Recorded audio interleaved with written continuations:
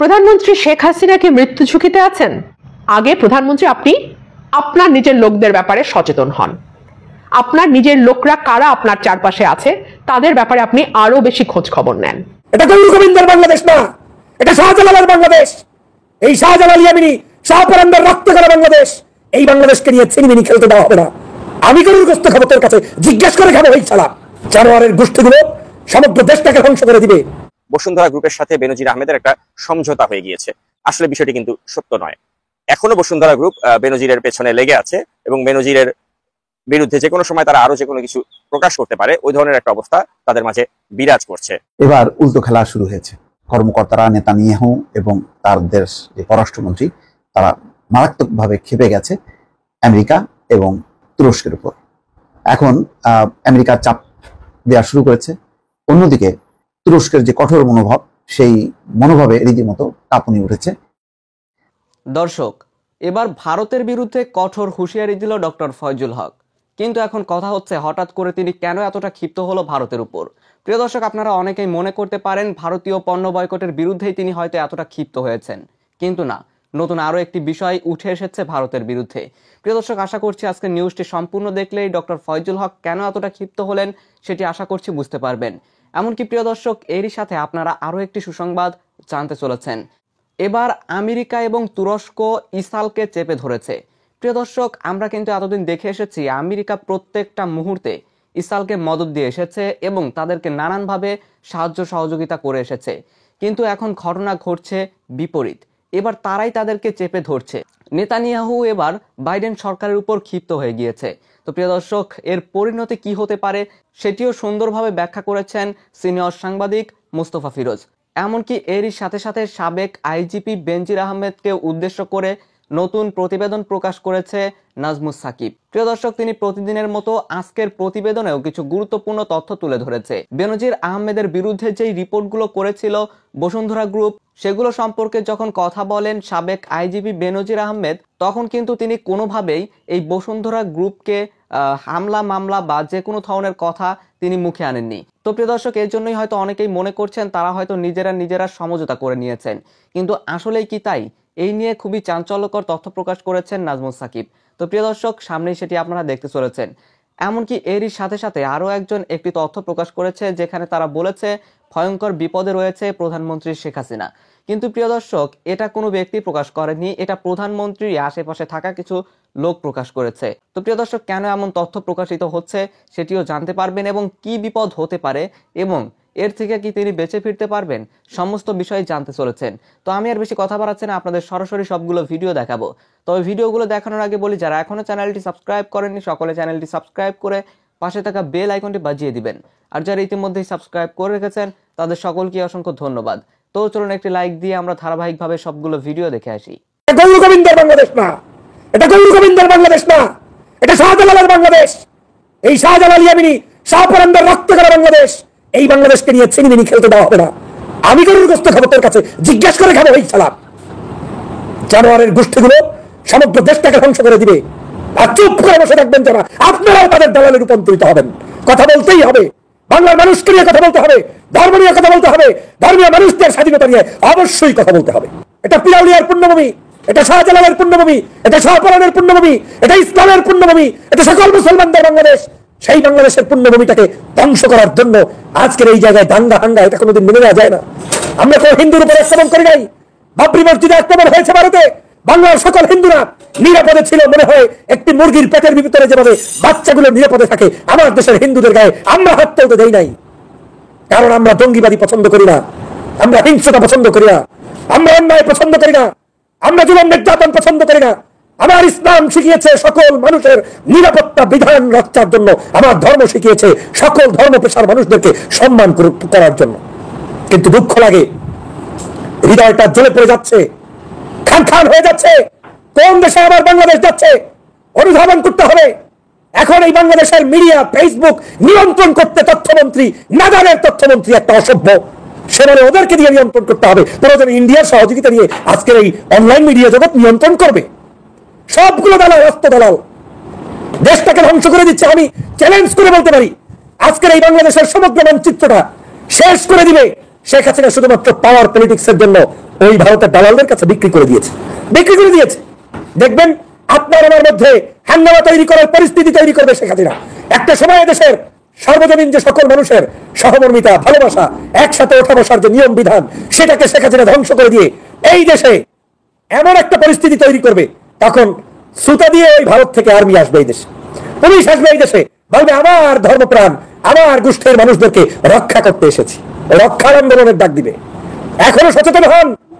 তারাবির নামাজ গোনার টাইম নেই, হাত উপরে বাঁধেন না নিচে বাঁধেন দেখার সময় নাই। কোন ইসলামিক স্কলার জামাত ইসলাম করে, চরমনাই করে, হেফাজত করে, কওমি করে, এটা দেখার এখন সময় নাই। এখন সময় একটাই, মাতৃভূমি বাঁচাতে হবে, বাংলাদেশকে বাঁচাতে হবে, মুসলমানদেরকে বাঁচাতে হবে। এদেশ স্বাধীন করেছে মুসলমানরা। এদেশের বিশ্ববিদ্যালয়, কলেজ, ইউনিভার্সিটিগুলোতে মুসলমানদের আধিক্য থাকবে। এদেশের সকল চাকরিতে, বাকরিতে, প্রশাসনিক কর্মকর্তায়, সমগ্র জায়গায় পরতে পরতে মুসলমানদের বিজয় নিশ্চিত করতে হবে। তা না হলে বাংলাদেশের মুসলমানদের বাচ্চা হয়ে বেঁচে থাকার আর জায়গা পাবেন না। আপনাদের যদি বিষয়গুলো ভালো লাগে, এখনো সচেতন হন। বাংলাদেশের প্রত্যেকটি জায়গায় এখন মুসলমান গরুর গোস্ত খাইতে পারে না। গরুর গোস্ত জবাই দিতে গেলে নাকি ওদের কাছে অনুমতি নিতে হবে। আজকের বাংলাদেশ কোথায় গিয়েছে? এটা গৌর গোবিন্দের বাংলাদেশ না, এটা গৌর গোবিন্দের বাংলাদেশ না, এটা শাহজালালের বাংলাদেশ। এই শাহজালাল ইয়ামিনী শাহপরানদের রক্ত করা বাংলাদেশ। এই বাংলাদেশকে নিয়ে চিনিমিনি খেলতে দেওয়া হবে না। আমি গরুর গোস্ত খাবো, তোর কাছে জিজ্ঞেস করে খাবো? ওই চালাক জানোয়ারের গোষ্ঠীগুলো সমগ্র দেশটাকে ধ্বংস করে দিবে। আর চুপ করে বসে রাখবেন যারা, আপনারাও তাদের দালালে রূপান্তরিত হবেন। কথা বলতেই হবে, বাংলার মানুষকে নিয়ে কথা বলতে হবে, ধর্ম নিয়ে কথা বলতে হবে, ধর্মীয় মানুষদের স্বাধীনতা নিয়ে অবশ্যই কথা বলতে হবে। শাহজালালের বাংলাদেশ, এদেশের ঢাকা বিশ্ববিদ্যালয় পড়তে গেলে এখন অনুমতি নিতে হবে। হ্যাঁ, মাদ্রাসা শিক্ষার্থী পড়তে গেলে, অথচ ঢাকা বিশ্ববিদ্যালয় প্রতিষ্ঠা করেছে আমার বাপ দাদা, ধর্মপ্রাণ মুসলমানরা প্রতিষ্ঠা করেছে বাংলাদেশের মুসলমানদের শিক্ষায় সুপ্রতিষ্ঠিত করার জন্য। পাতিবের স্বপ্ন চত্বরে যখন রক্ত ঝরেছে, কওমির রক্ত ঝরেছে, আপনার ঝরে নাই, আমার ঝরে নাই, কওমি হুজুরদের রক্ত। ও রক্তের কি কোনো দাম আছে নাকি বাংলাদেশে? ও রক্ত ভিখারির রক্ত। সে কারণেই প্রতিবাদ হয়নি, আর না হওয়ার কারণে আজ মানচিত্র শেষ হয়ে যাচ্ছে। যখন 28 অক্টোবর লগি বৈঠা দিয়ে জামাত শিবিরকে হত্যা করেছে, তখন জামাত শিবিরকে হত্যা করেছে, প্রতিবাদ করার কেউ ছিলেন না। সে কারণে বিপ্লবীদের মতো মানুষকে শিবির সন্দেহ করে, এদেশই একমাত্র দেশ যে দেশে শিবির সন্দেহ করে হিন্দুকেও হত্যা করা হয়নি। এদেশটাই একমাত্র দেশ যেটা পাকিস্তান আমলে কোনোদিন লঙ্গি খুলে মুসলমান কিনা চেক করে নাই, কিন্তু এখন লঙ্গি খুলে তারপরে আপনার গোপন অঙ্গ চেক করে দেখা হয় যে এটাকে হিন্দু হইলে তো ওইটা কাটা থাকবে না, ওইটা আস্থা থাকবে। আর মুসলমান তো কেটে ফেলায়, ওই মুসলমানকে দেখতে হবে যে ওই মুসলমান কাটা থাকলেই ওইটা মুসলমান, ওইটা হিন্দু না, ওইটা অন্তত পক্ষে জামাত শিবির হইতে পারে। এই হচ্ছে বাংলাদেশ। কেউ কেউ মনে করছেন যে হয়তো বসুন্ধরা গ্রুপের সাথে বেনজির আহমেদের একটা সমঝোতা হয়ে গিয়েছে। তো প্রিয় দর্শক, সেই বিষয়গুলো নিয়েই মূলত আজকের এই ভিডিওতে আমি আপনাদেরকে কিছু ক্লারিফিকেশন দিতে চাই। প্রথম ক্লারিফিকেশন সেটা হচ্ছে যে যারা মনে করছেন যে বসুন্ধরা গ্রুপের সাথে বেনজিরের সমঝোতা হয়ে গিয়েছে পুরোপুরি, আসলে বিষয়টি কিন্তু সত্য নয়। এখনো বসুন্ধরা গ্রুপ বেনজিরের পেছনে লেগে আছে এবং বেনজিরের বিরুদ্ধে যে কোনো সময় তারা আরো যে কোনো কিছু প্রকাশ করতে পারে, ওই ধরনের একটা অবস্থা তাদের মাঝে বিরাজ করছে। যে কারণেই বেনজির কিন্তু তার পক্ষ থেকে ভিডিওটির মাধ্যমে প্রমাণ করলো যে বেনজির আসলে বসুন্ধরার সাথে এই মুহূর্তে সংঘাতে যেতে চাচ্ছে না বা তাদের বিরুদ্ধে কোনো ধরনের অ্যাকশনে যেতে চাচ্ছে না। এবং আমার মনে হয় যে পৃথিবীর ইতিহাসে বেনজিরের যে সংবাদের জবাবে যে একটা প্রতিক্রিয়ার ভিডিও তিনি যেটা করলেন, এটা একটা বিরল দৃষ্টান্ত হয়ে থাকবে। কারণ আপনি যখন একটা প্রতিক্রিয়া বা প্রতিবাদ জানাবেন, সেটা নিয়ম হচ্ছে আপনি ওই পত্রিকাতে সরাসরি আপনার প্রতিবাদ জানাবেন। যে প্রকাশিত সংবাদের একটা প্রতিবাদ, তা কিন্তু তিনি বসুন্ধরার কোনো মিডিয়াতে পাঠাননি। পাশাপাশি তিনি তার যে ভিডিও, সেখানে একটিবারের জন্য বসুন্ধরার কালের কণ্ঠ বা বসুন্ধরা গ্রুপের নামটি পর্যন্ত তিনি উল্লেখ করেননি, অর্থাৎ ভাসুরের নাম মুখে নিতে তার কার্পণ্য লেগেছে। এ থেকে বোঝা যায় যে তিনি আসলে বসুন্ধরার সাথে কোনো দ্বন্দ্ব বা কোনো সংঘাতে যেতে চাচ্ছেন না। অর্থাৎ বসুন্ধরা তাকে বেশ শক্ত করেই যে পাকড়াও করেছে এবং তিনি যে এর একটা কঠিন জবাব তাদেরকে দিতে পারছেন না, তাদেরকে তিনি চ্যালেঞ্জ করতে পারছেন না, তাদেরকে তিনি আইনে বা আদালতের মুখোমুখি করতে পারছেন না, অর্থাৎ বেনজির আহমেদের যে একটা অসহায়ত্ব, সেটা কিন্তু তার এই রিয়াকশন ভিডিওর মাধ্যমে কিন্তু পরিষ্কারভাবে আমাদের সামনে ফুটে উঠেছে। এবং তিনি যে নিজেকে নির্দোষ দাবি করলেন, তিনি বোঝাবার চেষ্টা করলেন যে তার মতো ভালো মানুষ আর পৃথিবীতে নেই, তিনি একদম কোনো ধরনের দুর্নীতির সাথে জড়িত নয়, তিনি শুদ্ধাচার পুরস্কার প্রাপ্ত একজন সাবেক পুলিশ কর্মকর্তা। কিন্তু কই, তিনি তো একবার বললেন না যে এই যে বসুন্ধরার যে এই মিডিয়াতে তাকে নিয়ে যে এই সংবাদ ছাপা হলো, এর বিরুদ্ধে তিনি আইনগত পদক্ষেপ নেবেন বা তাদেরকে তিনি আইনের কাঠগড়ায় দাঁড় করাবেন। তিনি তো নিজে একজন পুলিশের সাবেক আইজিপি ছিলেন, তার বিরুদ্ধে যদি সত্যিকার অর্থে এগুলো মিথ্যা সংবাদ হয়ে থাকে, তিনি তো তাদেরকে আদালতের কাঠগড়ায় তুলতে পারতেন। তিনি তা না করে তিনি একটা ভিডিওর মাধ্যমে দাবি করছেন যে তিনি নিষ্পাপ, তিনি নির্দোষ, তিনি কোনো ধরনের দুর্নীতির সাথে জড়িত নয়। তো বিষয়টি আসলে পুরোপুরি হাস্যকর এবং বেনজিরের ওই অসহায়ত্বই কিন্তু আমাদের সামনে ফুটিয়ে তুলেছে। আর বসুন্ধরা যে তার সাথে এখনো পুরোপুরি কোনো আপোষে যায়নি, তার একটি সবচেয়ে বড় প্রমাণ হচ্ছে যে আজকেও কিন্তু বসুন্ধরার মালিকানাধীন বাংলাদেশ প্রতিদিন পত্রিকাতে এই ব্যারিস্টার সুমন, তিনি যে দুদকে যাচ্ছেন এই বেনজিরের এই সংবাদটিকে কেন্দ্র করে এবং দুদকে গিয়ে যে বেনজিরের বিরুদ্ধে ব্যবস্থা নেওয়ার জন্য তিনি যে আবেদন করতে যাচ্ছেন, এই সংবাদটিও কিন্তু বসুন্ধরার মিডিয়াতে বেশ ফলাও করে প্রচার করা হয়েছে। তো যদি সত্যিকার অর্থেই বেনজিরের সাথে বসুন্ধরার একটা পুরোপুরি আপোষ হয়ে যেত, তাহলে কিন্তু এই সংবাদটি তারা স্কিপ করতে পারতো। এ থেকে বোঝা যাচ্ছে যে বসুন্ধরা কিন্তু এখনো মানে বেনজিরের সাথে তাদের যে দর কষাকষি, সেই দর কষাকষি তারা এখনো অব্যাহত রেখেছে এবং বেনজিরকে বেশ ভালোভাবেই তারা কিন্তু পাকড়াও করেছে এবং তাকে অনেকটা ব্ল্যাকমেইল করার চেষ্টা করছে। তো আমি ব্যক্তিগতভাবে বিষয়টিকে আমি এনজয় করছি, কারণ আমি চাই যে বেনজিরের মতো একটা দুর্বৃত্ত শাপলা চত্বরে নিরীহ এতিম ছাত্রদেরকে হত্যার খলনায়ক, তার বিরুদ্ধে বসুন্ধরার মতো কুখ্যাত গ্রুপও যদি সংবাদ ছাপায়, সেটাকেও আমি অ্যাপ্রিসিয়েট করি। তো সেজন্য বসুন্ধরা যে এই কুখ্যাত ব্যক্তির পেছনে লেগেছে, এক্ষেত্রে আমি বসুন্ধরাকে অবশ্যই সাধুবাদ জানাই। তবে আমার সাথে বসুন্ধরার যে ব্যক্তিগত দ্বন্দ্ব, অর্থাৎ বসুন্ধরা গ্রুপ যে একটা বাংলাদেশের ভূমিদস্যু গ্রুপ, তারা যে মুনিয়া হত্যা এবং ধর্ষণের সাথে তাদের এমডি সরাসরি জড়িত, তো সেসব কারণে বসুন্ধরার মতো কুখ্যাত গ্রুপকে আমি মনে প্রাণে ঘৃণা করি, আজীবন ঘৃণা করে যাব। কিন্তু অ্যাপার্ট ফ্রম দ্যাট, তারা যে বেনজিরকে নিয়ে যে প্রতিবেদন করেছে, এ ব্যাপারে আমি তাদেরকে সাধুবাদ জানাই। তো অন দ্যাট নোট, আমি এই ভিডিওতে আজকে কয়েকটি বিষয় প্রিয় দর্শক আপনাদের সামনে উপস্থাপন করতে চাই। এই যে বেনজির যে বললেন যে তিনি যে কোনো ধরনের দুর্নীতির সাথে জড়িত নয়, এটা আমার কাছে অত্যন্ত হাস্যকর লেগেছে। তো আমি এই ভিডিওতে বেনজিরকে কয়েকটি বিষয় আমি চ্যালেঞ্জ করব এবং তাকে বলবো যদি সৎ সাহস থাকে সে যেন আমার এই চ্যালেঞ্জগুলো গ্রহণ করে একটা প্রতিক্রিয়া জানায়। প্রথম বিষয়টি হচ্ছে, বেনজির আহমেদ নিজেকে যে দুর্নীতি বা তিনি যে নন দাবি করে যে ভিডিওটি বানালেন, তাকে আমি প্রশ্ন করতে চাই, আপনার যে আইকন টাওয়ারে যে অ্যাপার্টমেন্টটি রয়েছে 20 কোটি টাকা মূল্যমানের, অর্থাৎ আপনার সারা জীবনের ইনকামেরও 10 গুণ বেশি টাকায় যে অ্যাপার্টমেন্টটি আপনি ক্রয় করেছেন, এই অ্যাপার্টমেন্টের টাকা আপনি কোথা থেকে পেলেন, এই প্রশ্ন রাখতে চাই। এবং প্রিয় দর্শক, স্ক্রিনে আপনারা তার সেই বিলাসবহুল আইকন টাওয়ারে তার যে বাসা, সেই বাসার একটি ছবি আপনারা দেখতে পাচ্ছেন এবং তার যে 3 মেয়ে, এই 3 মেয়ে এই বাসাতেই এই ছবিটি তুলেছে। তো প্রশ্ন হচ্ছে, এই বিলাসবহুল অ্যাপার্টমেন্টটি কেনার টাকা তিনি কোথায় পেলেন, এই প্রশ্ন আমি তার কাছে রাখতে চাই। দ্বিতীয় আমি যে চ্যালেঞ্জটি তাকে ছুড়ে দিতে চাই সেটা হচ্ছে সাব্বির বিকাশ প্রসঙ্গে। এই সাব্বির বিকাশ হচ্ছে এই কুখ্যাত বেনজির আহমেদের তিনি ভাগ্নে পরিচয় দিয়ে চলে থাকেন এবং আমি এর আগেও বলেছি আপনাদেরকে যে সাব্বির বিকাশের যা টাকা তা বেনজির আহমেদেরই টাকা। তো এখন আমি প্রশ্ন রাখতে চাই যে যখন বেনজির আইজিপি ছিল তখন এই সাব্বির বিকাশকে ক্রিকেট বোর্ডের সাথে ব্রডকাস্ট রাইটস এর যে চুক্তি, অর্থাৎ সাব্বির বিকাশের যে কোম্পানি ব্যান্টেক, তাকে যে এই 161 কোটি টাকার যে একটি চুক্তি করতে দেওয়া হয়েছিল, এটা কোন ক্ষমতা বলে দেওয়া হয়েছিল? এবং আমি আগেও বলেছি সাব্বির বিকাশের টাকা এবং বেনজিরের টাকা এক। তো সেজন্য এই যে ব্যান্টেককে যে 161 কোটি টাকার যে ব্রডকাস্টিং যে রাইটস সেটা যে দেওয়া হয়েছিল, এটি বেনজির আইজিপি থাকার সময় করা হয়েছিল।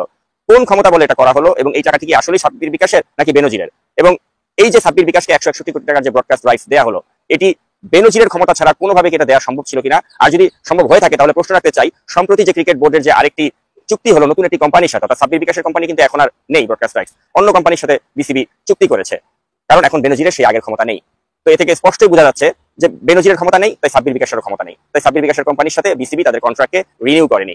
তো এই যে ব্যান্টেককে যে 161 কোটি টাকার কন্ট্রাক্টটি দেওয়া হলো, এটা কোন আলাদিনের চেরাগের বলে বা কোন জাদু বলে দেওয়া হয়েছে? এই প্রশ্ন এবং এই চ্যালেঞ্জটি বেনজির আহমেদকে আমি রাখতে চাই। প্রিয় দর্শক, তাই নয়, বেনজির আহমেদ নিজেকে আরো এত যে নির্দোষ দাবি করলেন, তাকে আমি আরেকটি চ্যালেঞ্জ ছুড়ে দিতে চাই যে আপনার স্ত্রী, তার কি সিঙ্গাপুরের রেসিডেন্সিয়াল পারমিট নেই? স্ক্রিনে আপনারা দেখতে পাচ্ছেন তার সিঙ্গাপুরের রেসিডেন্সিয়াল পারমিটের একটি কপি। তো আমি এই নাম্বারটি সহ এটি এখানে রয়েছে, আমি বেনজিরকে চ্যালেঞ্জ করতে চাই যে আপনি কি আপনার স্ত্রী বা পরিবার পরিজন সহ সিঙ্গাপুরের রেসিডেন্সিয়াল পারমিট নেননি? যদি না নিয়ে থাকেন তাহলে আমি যেটা স্ক্রিনে শো করছি এটাকে অস্বীকার করে সাহস থাকলে একটা প্রতিক্রিয়া দেন বা ভিডিও বানান। পাশাপাশি আরেকটি বিষয়, গ্রিন টিভিতে বেনজিরের শেয়ার রয়েছে এবং গ্রিন টিভির মতো একটি চ্যানেল, আপনারা জানেন যে একটা বেসরকারি চ্যানেল মানে হচ্ছে অনেক ব্যয়বহুল একটি প্রকল্প। তো এরকম একটি ব্যয়বহুল চ্যানেলে কোন জাদু বলে বেনজিরের ভাগ্নে সাব্বির বিকাশ শেয়ার ক্রয় করতে পারে? কোন জাদু বলে সাব্বির বিকাশ গ্রিন টিভির অফিসে গিয়ে এত চমৎকার করে তাদের অনুষ্ঠানে পার্টিসিপেট করতে পারে? তাকে ডিরেক্টর বানিয়ে দেওয়া হলো, বেনজির তাদের প্রত্যেকটা অনুষ্ঠান উদ্বোধন করতে গেলেন। আমার কথা হচ্ছে, পুলিশের একজন সাবেক আইজিপি এবং তার ভাগ্নে কোন ক্ষমতা বলে তারা গ্রিন টিভির শেয়ারের মালিক হতে পারেন? এখন বেনজির হয়তো বলতে পারে যে কাগজে কলমে হয়তো বেনজিরের নাম নেই শেয়ারে। আমি বেনজিরকে চ্যালেঞ্জ দিতে চাই, সাব্বির বিকাশ কোন জাদু বলে গ্রিন টিভির শেয়ারের মালিক হলো? আপনার যদি সৎ সাহস থাকলে আপনি আমার এই প্রশ্নের জবাব দেন। তো প্রিয় দর্শক, আমি আগেও বলেছি এখনো বলছি, সাব্বির বিকাশের টাকা মানেই হচ্ছে বেনজির আহমেদের টাকা। গ্রিন টিভিতে সাব্বির বিকাশের যে শেয়ার, এটা বেনজিরেরই শেয়ার। পাশাপাশি এই সাব্বির বিকাশকে এই যে ব্যান্টেক নামে একটি কোম্পানি খুলে বিসিবির যে ব্রডকাস্ট রাইটস এর নামে এই যে 161 কোটি টাকার যে চুক্তিটা করা হয়েছিল, এটা বেনজির আইজিপি থাকাকালীন সময় করা হয়েছিল এবং এটা বেনজির আহমেদেরই টাকা। অর্থাৎ সব মিলিয়ে যেটা আমি বলতে চাচ্ছি সেটা হচ্ছে, বেনজির আহমেদ নিজেকে দুর্নীতি মুক্ত একজন শুদ্ধাচার পুরস্কারপ্রাপ্ত পুলিশ কর্মকর্তা হিসেবে দাবি করছেন, কিন্তু তিনি এখনো খোলাসা করতে পারেননি যে তিনি কিভাবে আইকন টাওয়ারের মতো একটি টাওয়ার, 20 কোটি টাকার একটি অ্যাপার্টমেন্ট সেখানে তিনি কিনতে পারেন। তিনি এখনো খোলাসা করেননি কি করে তার ভাগ্নে 161 কোটি টাকার এই বিসিবির ব্রডকাস্ট রাইটস এর মালিক হতে পারে। তিনি এখনো খোলাসা করতে পারেননি কি করে তার স্ত্রী জিসান মির্জা তিনি সিঙ্গাপুরের রেসিডেন্সিয়াল পারমিট নিতে পারে। পাশাপাশি তিনি এখনো খোলাসা করেননি আলিফ ইঞ্জিনিয়ারিং নামের এই কোম্পানিটি, যেটি তার স্ত্রীর নামে রয়েছে, এটির মালিকানা তারা কি করে করতে পারলেন সিঙ্গাপুরের মতো একটি ব্যয়বহুল শহরে। এবং এই আলিফ ইঞ্জিনিয়ারিং এর যাবতীয় নথিপত্র আমার কাছে রয়েছে, যেটা আপনারা স্ক্রিনে দেখতে পাচ্ছেন। তো এই হচ্ছে তার আর্থিক দুর্নীতির কিছুটা চিত্র। প্রিয় দর্শক, আমি তুলে ধরে তাকে চ্যালেঞ্জ করলাম, এই বিষয়গুলো যদি মিথ্যা হয়ে থাকে বেনজির যেন এর একটি জবাব দেন। আর শেষ করার আগে আমি ফাইনাল চ্যালেঞ্জ যেটা বেনজিরকে করতে চাই সেটা হচ্ছে, বেনজিরের মতো কুখ্যাত ব্যক্তি তার মেয়ের থেকেও কম বয়সী নারীদেরকে ভোগ করে থাকেন এবং তাদের সাথে তিনি পরকীয়া সম্পর্কে লিপ্ত রয়েছেন। তার বউ কি এই বিষয়গুলো জানে না? অর্থাৎ তার স্ত্রী জিসান মির্জা তিনি কি এই বিষয়গুলো জানেন না? বেনজির যদি সৎ হয়ে থাকেন এবং তার বউয়ের প্রতি লয়াল হয়ে থাকেন, তাকে আমি ওপেন চ্যালেঞ্জ করছি, আপনি লাইভে এসে বলুন যে অন্য কোনো নারীর সাথে আপনার কোনো ধরনের সম্পর্ক নেই। আপনাকে চ্যালেঞ্জ দিলাম, যদি সৎ সাহস থাকে আপনি এসে বলুন যে আপনার স্ত্রী ছাড়া অন্য কোনো নারীর সাথে আপনার কোনো অবৈধ সম্পর্ক নেই। প্রধানমন্ত্রী শেখ হাসিনা কি মৃত্যু ঝুঁকিতে আছেন? আপনারা চমকে উঠবেন আমার এই প্রশ্ন শুনে। এই প্রশ্নটি আমি করিনি, এটা আমার কথাও না।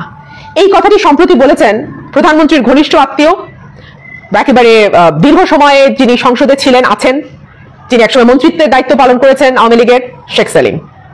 তিনি বলেছেন প্রধানমন্ত্রীকে বাঁচাতে হবে। কোন প্রেক্ষাপটে, কেন, কি অবস্থায়, কি কারণ দেখিয়ে তিনি এই কথাগুলো বলেছেন সেই আলোচনা আমি পরে আসছি। তার আগে আমি আর কিছু কথা একটু বলে নিতে চাই। আওয়ামী লীগের মতন ভিকটিম রোল আর কেউ প্লে করতে পারে না। সবসময় নিজেকে ভিকটিম দেখাতে আওয়ামী লীগ ভীষণ পছন্দ করে। ফর এক্সাম্পল, আপনি যদি ভোটের অধিকার চান, আপনি যদি কথা বলার স্বাধীনতা চান, আপনি যদি আপনার ভাইয়ের হত্যার বিচার চান, আপনার বোনের ধর্ষণের বিচার চান, অবধারিতভাবে এটা যদি আলোচিত হয়, অবধারিতভাবে প্রধানমন্ত্রীর তরফ থেকে যা বলা হবে সেটা হচ্ছে 75-এর 15 আগস্ট যখন আমি আমার ভাই, বাবা, মা সবাইকে হারিয়েছিলাম, ছোট্ট রাসেলকে হারিয়েছিলাম, তখন তো আমি কোনো বিচার পাইনি। দেশের মানুষ তো তখন এগিয়ে আসেনি, একজনও মানুষ ছিল না তাদের পাশে, তার পরিবারের পাশে। এমনকি ইন্ডেমনিটি দিয়ে সেই বিচারকেও পথরুদ্ধ করা হয়েছে। এই কথাগুলো অবধারিতভাবে আসে। এমনকি যদি বিদেশ থেকে স্যাংশন আসে, বিদেশ থেকে ভিসা নীতি আসে, তখনও এক্স্যাক্টলি এই কথাগুলো বলা হয়। আপনারা নিশ্চয়ই একটু মন দিয়ে খেয়াল করবেন ভিসা নীতি বা স্যাংশনের পরপর কি প্রতিক্রিয়া প্রধানমন্ত্রীর তরফ থেকে দেওয়া হয়েছে। আপনারা দেখবেন একই ধরনের কথা, যে তখন যে হত্যাকাণ্ড সংঘটিত হয়েছিল, কই তখন তো পশ্চিমা বিশ্ব মুখ খোলে নাই, কিংবা তখন তো অ্যামনেস্টি ইন্টারন্যাশনাল বা হিউম্যান রাইটস ওয়াচের মতো মানবাধিকার সংস্থারা কোনো কথা বলে নাই। অবধারিতভাবে বলা হয় যে সেই সময় যে মানবাধিকারের লঙ্ঘন হয়েছিল সেটার বিচার চেয়ে তো কোনো মানবাধিকার পক্ষে যে দেশগুলো আছে তারা কথা বলে নাই। এমনকি এই কথা আমাদেরকে বারবার মনে করিয়ে দেওয়া হয় যে 75-এর 15 আগস্ট যারা ঘটিয়েছেন তারা এই পশ্চিমা দেশগুলোতেই আশ্রয় প্রশ্রয় তারা আছেন এবং তাদেরকে ফেরতও পাঠানো হচ্ছে না। তার মানেটা কি? তার মানে হচ্ছে আপনি এই দেশে যাই চাইবেন না কেন, যাই বলবেন না কেন, নিজের যেই অধিকারী দাবি করবেন না কেন, আপনাকে বলা হবে সবচেয়ে বড় ভিকটিম হচ্ছে আওয়ামী লীগ। সুতরাং এরপর আপনার আর কোনো কথা নাই। এখন আপনাকে নির্যাতন করার, আপনার ভোট চুরি করার, আপনার মানবাধিকার হরণ করার, আপনার ভাইকে হত্যা করার, আপনার বোনকে ধর্ষণ করার, আপনার ব্যাংক লুট করার সমস্ত অধিকার এই দলটার আছে। কথা এখানেই শেষ না, কথা আরো আছে। 75-এর 15 আগস্ট, যারা আমার টকশোগুলো ফলো করেন, আমি বোধহয় 1 লক্ষ বারই কথাগুলো বলেছি। 75-এর 15 আগস্ট ঘটেছে আওয়ামী লীগের ভেতর থেকে। এখন শেখ সেলিম একই কথা বলছেন। তিনি তার বক্তব্যে দাবি করেছেন 75-এর 15 আগস্ট আওয়ামী লীগের লোকজন ঘটিয়েছে। মানব জমিনের একটা রিপোর্ট করেছে, এটার হেডলাইন হচ্ছে প্রধানমন্ত্রীকে বাঁচাতে হবে শেখ সেলিম, 6 আগস্ট 2023। তবে আমি আপনাদেরকে অনুরোধ করবো, একটা অডিও আছে, অডিওটা আপনারা শুনবেন। আমি আমার কমেন্ট সেকশনে অডিওটা দিয়ে দেবো, অডিওটা আপনারা শুনবেন। এখানে আরো ডিটেইলে দেওয়া আছে, অডিওতে ওনার কথাগুলো আরো বিস্তৃতভাবে এসছে। এখানে তিনি প্রথমে বলেছেন যে 75-এর 15 আগস্ট ঘটনার পেছনে আওয়ামী লীগের হাত আছে। কথা আমিও সবসময় বলি। মোশতাকের মন্ত্রিসভায় আওয়ামী লীগের ঠিক আগের সরকার বঙ্গবন্ধুর মন্ত্রিসভার যেই ক্যাবিনেট মিনিস্টাররা ছিল তারা সকলেই মোটামুটি গিয়ে যোগ দিয়েছিল আপনার মোশতাকের মন্ত্রিসভায়। Khandaker Mushtaq himself was the closest person of Bangabandhu, এবং তাকে জেতানোর জন্য 73-এর নির্বাচনে তাকে মানে ফলসলি জেতানোর জন্য, ভোট কারচুপি করে তাকে জেতানোর জন্য সব রকম ব্যবস্থা আওয়ামী লীগ নিয়েছিল। মানে এতটাই কাছের মানুষ ছিলেন খন্দকার মোশতাক। এবং সেই খন্দকার মোশতাকের ক্যাবিনেটে আগের সরকার বা শেখ মুজিবুর রহমানের সরকারের যে ক্যাবিনেট, তার সকলে গিয়ে সেই ক্যাবিনেটে যোগ দিয়েছিল। সেই সময় যিনি সেনাপ্রধান শফিউল্লাহ, তাকে আওয়ামী লীগ পরে এমপি করেছিল। সেই শফিউল্লাহ বঙ্গবন্ধুকে পরামর্শ দিয়েছিল পিছনের দরজা দিয়ে পালায় যান। সেই সময় বিমান বাহিনীর যিনি চিফ ছিলেন একে খন্দকার, তাকে পরবর্তীতে বিমান মন্ত্রী করা হয়। সুতরাং যে কথাগুলো আমি দীর্ঘদিন ধরে বলে এসেছি যে 75-এর 15 আগস্ট ঘটনার পেছনে যার যার হাত আছে তাদের সকলকে আওয়ামী লীগ পুরস্কৃত করেছে। এইবার শেখ সেলিম একটা নতুন তথ্য যোগ করেছেন। তিনি ইনুর গণবাহিনীকে এর জন্য দায়ী করেছেন, যেই ইনু গত 3 মেয়াদে সরকারের মহাজোটে থেকে মন্ত্রিত্ব, এমপিশিপ সমস্ত কিছু এনজয় করেছে। আর তিনি বলেছেন খালেদ মোশাররফের কথা। তিনি স্পষ্টভাবে বলেছেন খালেদ মোশাররফ এই হত্যাকাণ্ড বা 15 আগস্ট হত্যাকাণ্ডের সঙ্গে যুক্ত ছিল। খালেদ মোশাররফের মেয়ে মেহজাবিন খালেদকে এমপি করা হয় বিশেষ কোটায় বা মহিলা সংরক্ষিত নারী আসনে, তাকে এমপি বানায় আওয়ামী লীগ। একটা কথা আমি বলি না যে আওয়ামী লীগ উপরেও খায়, তলারটাও খায়, উপরেরটাও কুড়ায়, নিচেরটাও কুড়ায়। তারা একদিকে 75-এর 15 আগস্টকে ব্যবহার করে জাতীয় এবং আন্তর্জাতিকভাবে সবকিছু হালাল করার চেষ্টা করে, জাতীয় এবং আন্তর্জাতিকভাবে সিম্প্যাথি নেওয়ার চেষ্টা করে, নিজেদের সকল অপকর্মকে ভিকটিম সেজে একটা পাথর চাপা দেওয়ার চেষ্টা করে। আবার যারা সেই অপরাধগুলোর সঙ্গে যুক্ত বলে তাদের লোকজনই দাবি করে এবং ইতিহাস বলে, তাদেরকে আবার আওয়ামী লীগ পুরস্কৃত করে। কি অদ্ভুত সাইকোলজি, তাই না? মানে কেন? যদি আপনারা সত্যি মনে করেন খালেদ মোশাররফ যুক্ত দলে যাবেন, খালেদকে এমপি বানাবেন কেন? যদি মনে করেন ইনু প্রেক্ষাপট তৈরি করেছে, গণবাহিনী প্রেক্ষাপট তৈরি করেছে 75-এর 15ই আগস্টে, তাহলে ইনুকে আপনারা কেন মন্ত্রী বানাবেন? কেন তাকে মেয়াদের পর মেয়াদ সংসদে জায়গা দেবেন? যে ইনু নিজের পায়ের জোরে একটা ইউনিয়ন পরিষদের মেম্বার হওয়ার যার যোগ্যতা নাই, তাকে আপনি কেন সংসদে রাখবেন? এবং জঙ্গিবাদ এবং দেশনেত্রী বেগম খালেদা জিয়াকে খতম করা ছাড়া ইনুর মুখে আমি আজ পর্যন্ত কোনো কনস্ট্রাকটিভ কথা শুনি নাই। তার কথা হলো জঙ্গিবাদ দমন করতে। বাংলাদেশে জঙ্গিবাদ কোথায় যে তিনি দমন করবেন? কিন্তু তিনি এই কথাটা বলে, মানে এই কথাই তিনি বলেন, সংসদেও বলেন, সংসদের বাইরেও বলেন। তো যদি তারা প্রেক্ষাপট তৈরি করে থাকে, তাহলে কেন তাদের সঙ্গে আছেন? এই যে জাতীয় পার্টিকে নিয়ে আপনারা পথ চলছেন, এই জাতীয় পার্টির সময় কিন্তু রশিদ ফারুক বাংলাদেশে ওপেনলি পলিটিক্স করার সুযোগ পায়, ওপেনলি পার্লামেন্ট নির্বাচন করার সুযোগ পায়, এবং তাদের যে পত্রিকা মুখপাত্র সেটাও এরশাদের আমলেই প্রথম প্রকাশিত হয়। সেটা নিয়েও কিন্তু আপনাদের কোনো মাথা ব্যথা নাই। এখন আপনি যেটা বলছেন আমি একটু পড়ে শোনাই। প্রধানমন্ত্রী শেখ হাসিনাকে বাঁচাতে হবে বলে মন্তব্য করেছেন আওয়ামী লীগের সভাপতি মণ্ডলীর সদস্য শেখ ফজলুল করিম সেলিম। তিনি বলেছেন, এই সিকিউরিটিকে, যে এসএসএফ এখন মাননীয় প্রধানমন্ত্রীর সিকিউরিটির দায়িত্বে আছে, এই সিকিউরিটিকে আজকে ঠিকমতো যাচাই করে নিতে হবে। মিসেস গান্ধীকে সিকিউরিটি গুলি করেছিল, এই সিকিউরিটির দায়িত্ব কারা পালন করছে শতভাগ কি যাচাই করা হয়? কি অদ্ভুত কথা। 15 বছর ক্ষমতায় আছেন আপনারা, সিকিউরিটিতে কারা আসবে না আসবে সেটা নিয়োগের দায়িত্বে আছেন আপনারা। সিকিউরিটির প্রতিটা সদস্য একেবারে খোল নলচে চেক করে নেওয়ার দায়িত্ব আপনাদের, একেবারে আপনাদের, আর কারো না। অথচ আপনি আজকে আঙুল তুলছেন এসএসএফ এর দিকে, যাদের ব্যাপারে প্রধানমন্ত্রী স্বয়ং বলেন যে এসএসএফ তার নিজের জীবন বাজি রেখে প্রধানমন্ত্রীকে বাঁচান। তাহলে শেখ সেলিম আপনি আসলে কাকে কি বলছেন? প্রধানমন্ত্রী তো এসএসএফ কে বলে যে এসএসএফ তার নিজের জীবন তুচ্ছ করে বারংবার প্রধানমন্ত্রীকে রক্ষা করে, কিন্তু আজকে আপনি এসএসএফ এর দিকে আঙুল তুলছেন যে এসএসএফ আপনাদের দ্বারাই নির্ধারিত হয় কে থাকবে কে থাকবে না, আপনাদের দ্বারাই তারা নিয়ন্ত্রিত হয়। তাহলে কি পরোক্ষভাবে বলা যায় না যে আপনারাই আসলে শেখ হাসিনার কিছু হলে তার জন্য আপনারাই দায়ী থাকবেন, এবং আপনি পরোক্ষভাবে এই দায়টা আজকে স্বীকার করে দিচ্ছেন? এটা তো আর দ্বিতীয় কোনো অর্থ নাই। এবার উল্টো খেলা শুরু হয়েছে, যার কারণে কর্মকর্তারা, নেতানিয়াহু এবং তার দেশ যে পররাষ্ট্রমন্ত্রী, তারা মারাত্মকভাবে ক্ষেপে গেছে আমেরিকা এবং তুরস্কের উপর। এখন আমেরিকা চাপ দেওয়া শুরু করেছে, অন্যদিকে তুরস্কের যে কঠোর মনোভাব, সেই মনোভাবে রীতিমতো কাঁপুনি উঠেছে, যার কারণে এখন সেই প্রধানমন্ত্রী থেকে শুরু করে পররাষ্ট্রমন্ত্রী সবাই এখন পাল্টা জবাব দিতে শুরু করেছে। এবং এর উপর যে চাপ, একদিকে মার্কিন যুক্তরাষ্ট্র দিচ্ছে, অন্যদিকে তুরস্ক দিচ্ছে। মার্কিন যুক্তরাষ্ট্র রীতিমতো যেটি খবরের প্রকাশ, সেটি হচ্ছে নিষেধাজ্ঞা দেওয়ার পরিকল্পনা করছে, এবং সেই নিষেধাজ্ঞা যাতে না দিতে পারে সেই কারণে নেতানিয়াহু পাল্টা যুক্তি দিচ্ছে। এখন সেই যুক্তিটা কতখানি জুৎসই হবে বা গ্রহণযোগ্য হবে সেটি পরের ব্যাপার, কিন্তু ইতিমধ্যে মার্কিন যুক্তরাষ্ট্র কেন কি কারণে নিষেধাজ্ঞা দিচ্ছে সেই পরিকল্পনা প্রকাশ করেছে। এখানে প্রথম যে খবরটি সেটি হচ্ছে সেনাদের উপর মার্কিন নিষেধাজ্ঞার পরিকল্পনা, হুঁশিয়ারি দিচ্ছে। কি সেটা? প্রতিরক্ষা বাহিনীর কুখ্যাত ইউনিট নেতজাহ ইয়েহুদার উপর নিষেধাজ্ঞার পরিকল্পনা করছে মার্কিন যুক্তরাষ্ট্র। মার্কিন এই পরিকল্পনার নিন্দা জানিয়েছে। ইসরায়েল বলেছে সেনাদের উপর নিষেধাজ্ঞা আরোপ করা হবে চূড়ান্ত সীমা অতিক্রম করা। প্রতিবেদনে বলা হচ্ছে, পশ্চিম তীরে ফিলিস্তিনিদের মানবাধিকার লঙ্ঘনের সঙ্গে জড়িত থাকার দায়ে নেতজাহ ইয়েহুদার উপর নিষেধাজ্ঞা দেওয়ার পরিকল্পনা করছে যুক্তরাষ্ট্র।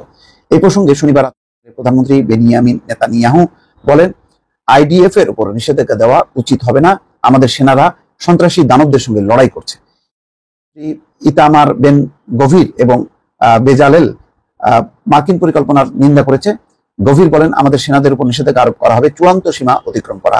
তিনি বলেন, প্রতিরক্ষা মন্ত্রী ইয়োভ মার্কিন আদেশের সামনে নথি স্বীকার না করার জন্য আহ্বান জানিয়েছেন। এদিকে সামাজিক যোগাযোগ মাধ্যম এক্সে দেওয়া এক পোস্টে ইসরায়েলের অর্থমন্ত্রী বলেন, এটি একটি পরিকল্পিত পদক্ষেপের অংশ যাতে ফিলিস্তিন রাষ্ট্র প্রতিষ্ঠায় সম্মত হতে এবং নিরাপত্তা ত্যাগ করতে বাধ্য করা যায়। তার মানেই বোঝা যাচ্ছে যে মার্কিন যুক্তরাষ্ট্র দেখছে যে সবকিছুর সীমা অতিক্রম করছে, সেই কারণেই এখন এই পাল্টা হুঁশিয়ারি উচ্চারণ করছে। তবে ইসরায়েলের এই বক্তব্যে কতখানি মার্কিন যুক্তরাষ্ট্র আমলে নেবে সেটি এখন দেখার বিষয়।